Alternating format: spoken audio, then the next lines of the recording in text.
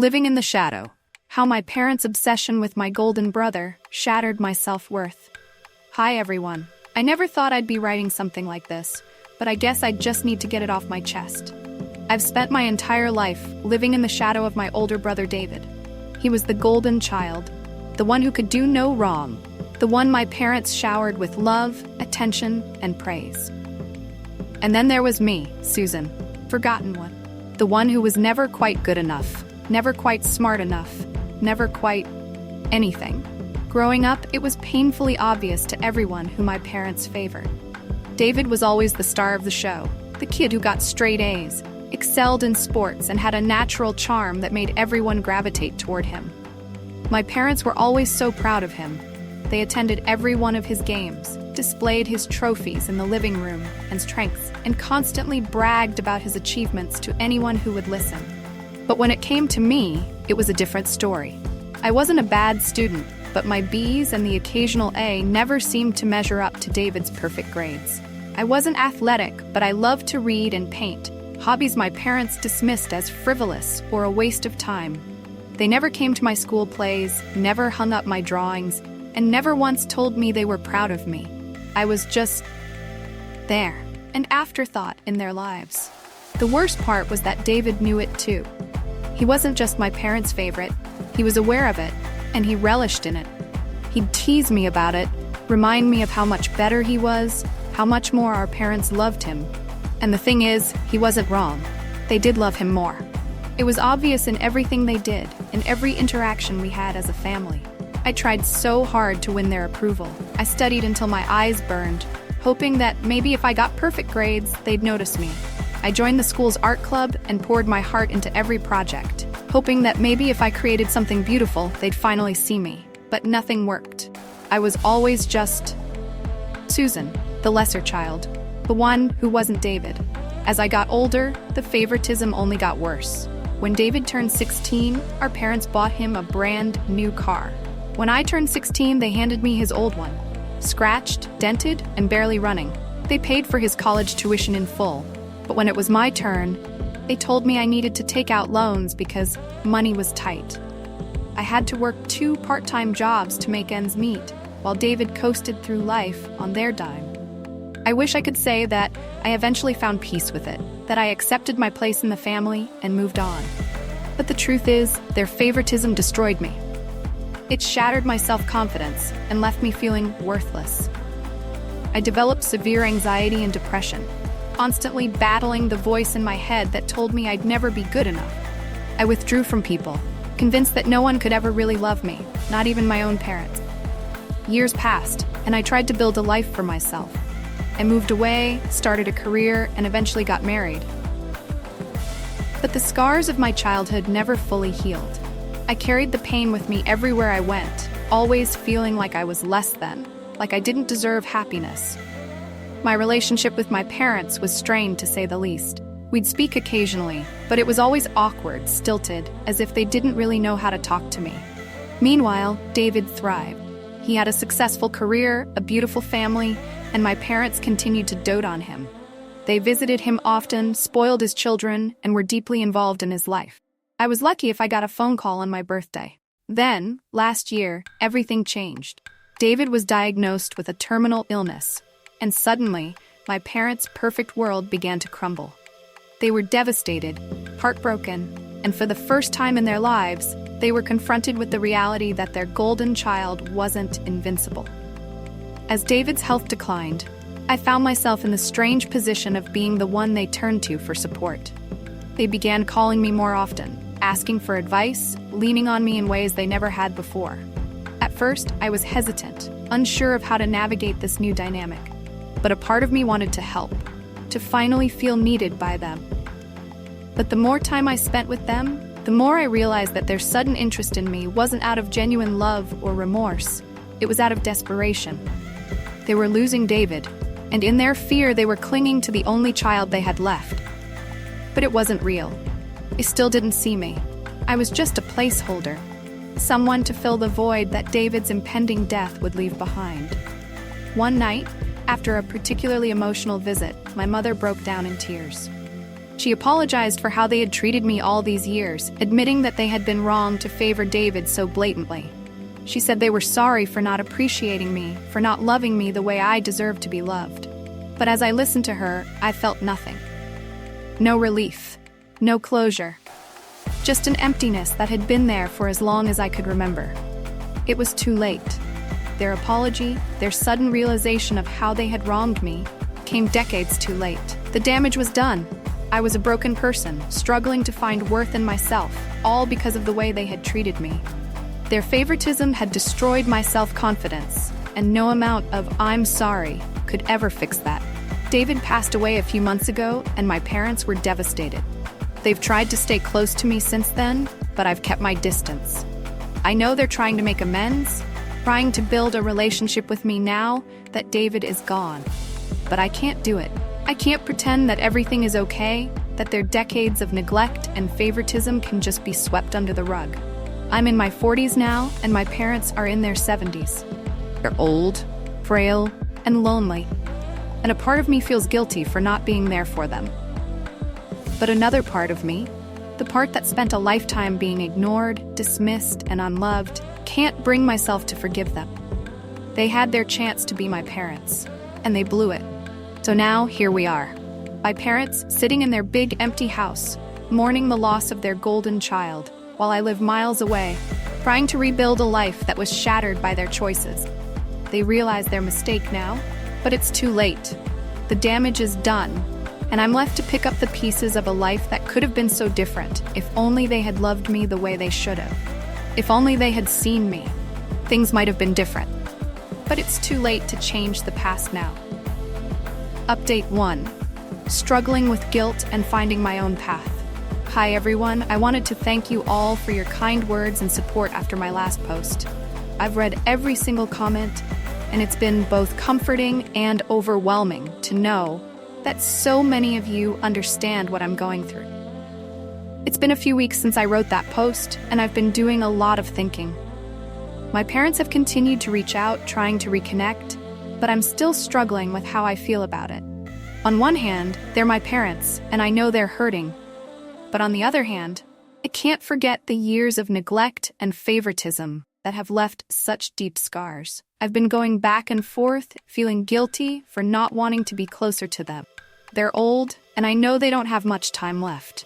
But every time I think about letting them back into my life, I'm reminded of how invisible I felt for so many years, how much their favoritism hurt me, and how hard I've had to work to build a life for myself despite everything. One thing that's been helping is focusing on myself and my own needs. I've started going to therapy, which has been a huge step for me. Talking to someone who understands my situation has been incredibly validating, and it's helping me to start untangling the mess of emotions I've been carrying around for so long. I'm also trying to spend more time doing things that make me happy. For so many years, I've put my own needs and desires on the back burner, always trying to win my parents' approval. Now, I'm learning to prioritize myself. Do things that bring me joy, even if they're small. It's a slow process, but it feels good to finally focus on me. As for my parents, I'm still not sure what to do. I haven't completely shut them out, but I've kept my distance. I think I need more time to heal before I can even consider building a relationship with them. Maybe one day I'll be able to forgive them, but right now I'm not ready, and that's okay. Thank you again to everyone who has reached out with support and advice. It means more to me than I can say. I'll keep you all updated as I continue to figure things out. Update 2. Hey everyone.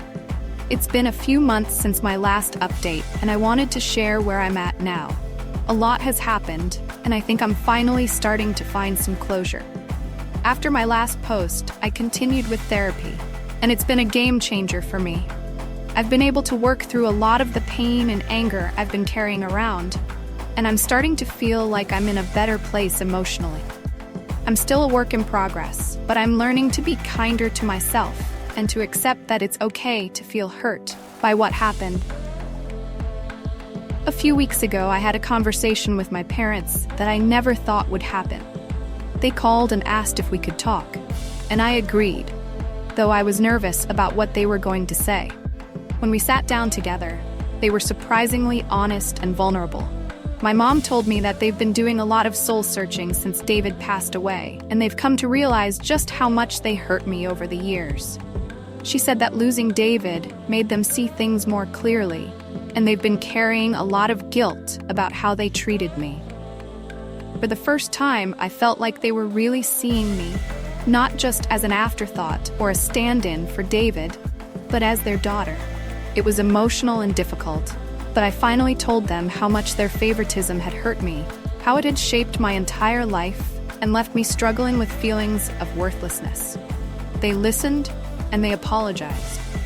Really apologized, not just with words, but with an understanding of the pain they had caused. It was the most honest conversation we've ever had, and while it didn't erase the past, it felt like a step toward healing. I don't know if I'll ever have the kind of relationship with my parents that I've always wanted, but I do feel like I've found some closure. I'm learning to let go of the anger and resentment, focus on my own healing and happiness. I'm still keeping some distance, but I'm open to the possibility of rebuilding our relationship, slowly and on my own terms. I'm also focusing more on my own life, my career, my marriage, passions. For the first time, I'm putting myself first, and it feels good. I'm discovering who I am outside of my family, and it's empowering to realize that I'm more than just the lesser child. Thank you to everyone who has been following my story and offering support. Your words of encouragement have meant the world to me, and I hope that anyone else going through something similar knows that they're not alone. Healing takes time, and it's okay to go at your own pace. I'll continue to take things one day at a time, but I'm hopeful for the future. It's been a long, painful journey, but I'm finally starting to feel like I'm finding my way. Update 3. Hi everyone. It's been a few months since David's passing, and I've been trying to move forward with my life. But it hasn't been easy. Every time the phone rings or I see their name pop up in my inbox, I feel this wave of anxiety. I know what they want. They want me to fill the void that David left behind, but I can't do it. I can't be the daughter they suddenly need me to be, not after everything that's happened. They've been reaching out more often, inviting me over for dinner, asking if I want to spend time with them. I've gone a few times, but honestly, it's more out of obligation than anything else. Each visit feels so awkward, like we're all trying to pretend that things are normal when they're really not. They'll bring up memories of David, talk about how proud they were of him, and I just sit there, nodding along, feeling like I'm drowning in the weight of their words. One day, my mother asked me why I had been so distant lately. She looked at me with this mix of confusion and hurt, as if she couldn't understand why I wasn't eager to spend more time with them. I wanted to tell her the truth, that I've spent my entire life feeling like I didn't matter to them, that their sudden interest in me now feels more like a burden than a blessing. But I couldn't bring myself to say it. So, I made an excuse about being busy with work and left as soon as I could. After that, I started avoiding their calls more often. I told myself it was for the best, that I needed to protect myself from the pain of their belated remorse. But deep down, I knew I was running away, too scared to confront the reality of our relationship. I knew that no matter what they said, no matter how many times they apologized, it wouldn't change the fact that they had ruined my life with their favoritism. Then one evening, I received a call from my father. His voice was weak, trembling in a way I'd never heard before. He told me that my mother had fallen ill, that she was in the hospital, and that it didn't look good. For a moment, I didn't know how to react. Part of me wanted to rush to her side, to be the daughter they had always wanted me to be. But another part of me, the part that had been neglected for so long, felt nothing. I was numb. I told him I'd come by the next day, but as I hung up the phone, I felt this overwhelming sense of dread. I knew I needed to go, but I didn't want to. I didn't want to face them, to be reminded of all the years I'd spent trying to win their love, only to be met with indifference. The next day, I drove to the hospital, my mind racing with 1,000 thoughts. What would I say to her? What could I possibly say that would make a difference now? As I walked into her room, I saw her lying there, frail and weak, with my father sitting beside her, holding her hand. They both looked up at me, and for a moment I saw something in their eyes that I'd never seen before. Regret. My father stood up and gestured for me to sit down. As I approached the bed, my mother reached out her hand to me, and I took it, feeling the weight of her grip. She looked up at me with tears in her eyes and said, "I'm so sorry, Susan. I'm sorry for everything." I wanted to feel something, anger, sadness, relief, but all I felt was emptiness. I nodded, trying to find the words, but nothing came. She continued, her voice weak and strained. "We were wrong. We should have loved you more, should have seen you for who you are. We didn't realize how much we hurt you until it was too late." I swallowed hard, trying to keep my emotions in check. "Why now?" I finally asked. "Why did it take losing David for you to see me?" My father spoke up, his voice breaking. "We were blind, Susan. We thought we were doing what was best, but we were wrong. We took you for granted, and we're so sorry. We know we can't make up for the past, but we want to try, if you'll let us." But I couldn't accept it. Not after all the years of being ignored, of feeling like I didn't matter. Their apologies, though genuine, felt hollow. It was too late to undo the damage they had done. Too late to rebuild the relationship that had been shattered by their favoritism. I couldn't forget the years of neglect, pain of never being enough in their eyes. I stayed with them for a while, sitting in silence, holding my mother's hand as she drifted in and out of sleep. My father tried to make conversation, but I couldn't bring myself to engage. I was too wrapped up in my own thoughts, too lost in the memories of a childhood that had left me broken. As the hours passed, I knew I had to leave. I told them I needed to go, that I had to get back home, and they didn't try to stop me. My father walked me to the door, his eyes filled with sadness. "Please, Susan," he said quietly, "give us another chance." I looked at him, trying to find the words, but all I could say was, "I'll think about it." But as I drove away from the hospital, I knew that I couldn't do it. I couldn't be the daughter they suddenly wanted me to be. The years of favoritism had taken too much from me. Confidence, my self-worth, my sense of who I was. Their apologies, while sincere, couldn't erase the pain of a lifetime spent in the shadow of my brother. In the weeks that followed, my mother's health continued to decline. My father called me often, asking me to visit. I kept my distance. I couldn't bring myself to go back, to face the reality of our broken relationship. When my mother passed away, I didn't attend the funeral. I couldn't bear the thought of standing there, pretending that everything was okay, that we were a family. My father is 74 now, alone, mourning the loss of his wife and son, and I'm miles away, trying to rebuild a life that was shattered by their choices. I've tried to move on, find peace in my own way, but the scars of my childhood run deep. I know I should forgive them, that I should try to mend the relationship before it's too late. I don't know if I can. They realize their mistake now, but it's too late. The damage is done, and I'm left to pick up the pieces of a life that could have been so different if only they had loved me the way they should have. If only they had seen me.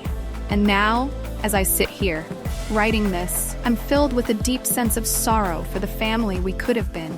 But I'm also filled with a resolve to live my life on my terms, find the happiness and self-worth that they never gave me.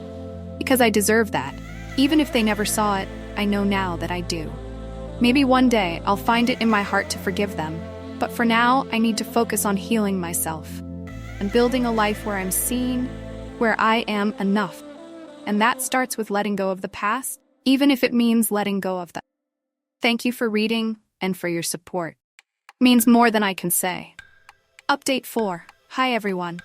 It's been a while since I last posted, and I've been doing a lot of thinking about my childhood, my parents, and the scars that have shaped who I am today. I wanted to share some of those reflections with you and let you know about a difficult decision I recently made. For as long as I can remember, I've struggled with feelings of inadequacy. Growing up as the lesser child, always in David's shadow, left me with a deep sense of worthlessness that has followed me into adulthood. It's something I've battled with for years, often without even realizing it. But now, looking back, I can see just how much my parents' favoritism shaped the person I've become. In my career, I've always been a perfectionist, constantly pushing myself to achieve more, to be better, to prove that I'm worth something. But no matter how much I accomplished, it never felt like enough. I could close a big deal at work, receive praise from my boss, even get a promotion, but that voice in the back of my mind would still whisper, "You're not good enough. You'll never be good enough." In my relationships, I've often found myself clinging to people who treated me poorly, convinced that I didn't deserve better. I've stayed in toxic relationships far longer than I should have, believing that if I just tried harder, if I just gave more, maybe they would love me the way I so desperately wanted to be loved. But of course, it never worked out that way.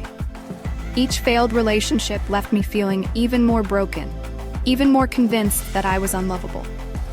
Even in my marriage, which has been one of the few stable and positive relationships in my life, I've struggled with these feelings. My husband is a wonderful man, kind and supportive, but there have been times when I've questioned why he loves me, what he sees in me. I've pushed him away, scared that if he really got to know me, he'd see what I see. A woman who isn't worth much, who has nothing special to offer. Therapy has helped me start to unravel these feelings, to see that they're not a reflection of who I truly am, but rather the result of years of emotional neglect and favoritism. But even with that knowledge, it's been hard to let go of the belief that I'm somehow less than others, that I don't deserve the same love and happiness that everyone else seems to have. The truth is, I've spent my entire life chasing approval. From my parents, from my peers, from my bosses, even from myself. I've been running on a hamster wheel, always striving for more. Always trying to prove that I'm worthy, but never feeling like I've actually arrived. And the more I think about it, the more I realize that I've been avoiding the one thing that might actually bring me some peace. Confronting my father. My mother's passing has been difficult, but it's also brought a strange kind of clarity. With her gone, I've been forced to really examine my relationship with my father, to ask myself why I'm still holding on to so much anger and resentment. And the answer, I think, is that I've never really told him how much he hurt me. I've spent years bottling up my feelings, pushing them down, convincing myself that it didn't matter, that I didn't care. But the truth is, I do care. I care a lot. And I think a part of me has been waiting for him to finally see me, to finally acknowledge the pain he caused. So, I've decided to do something that I've been too scared to do for most of my life. I'm going to confront my dad. I'm going to tell him how I really feel, how his favoritism affected me, how it shaped the person I am today. I'm going to tell him about the anxiety, the depression, the feelings of worthlessness that I've carried with me for so long. And I'm going to tell him that while I'm trying to heal, I can't just sweep the past under the rug. I'm not expecting a miracle. I don't think one conversation will suddenly fix everything, or that he'll magically become the father I always wanted. But I do think that, for my own sake, I need to say these things. I need to stop carrying this weight alone, and I need to let him know how deeply his actions hurt me. I don't know how he'll react, and honestly, I'm terrified. But I also know that I can't keep running from this. If I'm ever going to truly heal, I need to face my past head on, no matter how painful it might be. I've been preparing for this conversation for weeks now, writing down what I want to say, talking it through with my therapist, trying to build up the courage to actually do it. And now, I think I'm ready. I'm planning to visit my father this weekend. I'm not sure how it will go, or if I'll even be able to get all the words out, but I'm going to try. I owe it to myself to try. I'll let you all know how it goes. Thank you for being here with me through this journey. Your support means more than I can say. Update 5. I wanted to give you an update on how things went with my dad. I've been processing everything that happened, and I'm still trying to make sense of it all, but I wanted to share it with you. So this past weekend, I drove to my dad's house. The whole drive there, my heart was pounding, and I kept rehearsing what I was going to say. I was so nervous, but I knew I had to do this. When I arrived, my dad seemed surprised to see me. We don't visit each other much, so I think he could tell something was up. He invited me in, and we sat down in the living room. There was this heavy silence between us, like we were both waiting for the other person to speak. Finally, I took a deep breath and just started talking. I told him everything I've been holding in for years. how I always felt like I was in David's shadow, how their favoritism made me feel like I wasn't worth anything, how it led to years of anxiety and depression. I told him about how hard it's been for me to build a life for myself, how I've struggled to find happiness and self-worth, because I've always felt like I didn't deserve it. My dad didn't say anything for a long time. He just sat there, looking down at his hands. I could see that he was upset, but I couldn't read exactly what he was feeling. When he finally spoke, his voice was quiet. He said, "I didn't realize. I didn't know you felt that way." I wanted to scream, "How could you not know?" But I held back. I just looked at him and said, "But you must have seen it, Dad. You must have seen how different you treated us, how much more you gave David than you ever gave me." He shook his head slowly, still looking down. We were so focused on David, on making sure he had everything he needed. I guess we didn't see what we were doing to you. It wasn't the grand apology I had imagined, but it was something. For the first time, my dad was acknowledging that they had hurt me, that they had neglected me in favor of my brother. It was bittersweet, hearing him say it. On one hand, it felt like a validation of everything I'd been feeling, but on the other hand, it was a painful reminder of all the years I'd lost trying to win their approval. I told him that I wasn't sure if I could forgive him, that I was still trying to figure out how to move forward. I said that I needed time to heal, that I needed to focus on myself for a while. He nodded, but he didn't try to convince me to forgive him or to be more involved in his life. He just said, "I understand. Take the time you need." There was more we talked about. Memories from my childhood, the pain of losing my brother, the guilt he feels now that he's alone. But it was all so heavy, so emotionally draining, that by the end of it, I felt completely spent. I left his house feeling a strange mix of emotions: relief, sadness, anger, and maybe just a tiny bit of hope. I don't know what's going to happen between us from here on out. I don't know if I'll ever be able to forgive him completely, or if we'll ever have a close relationship. But I do know that I'm glad I confronted him. I'm glad I finally said what I needed to say. It's a small step, but it feels like the beginning of something new. Maybe not a reconciliation, but at least an understanding. And that, for now, is enough. Thank you for being here with me through all of this. Your support has meant more than I can say, and I'm grateful to have this space to share my story. I'll continue to work on myself, to heal and grow, and I'll keep you all updated as I figure out what comes next.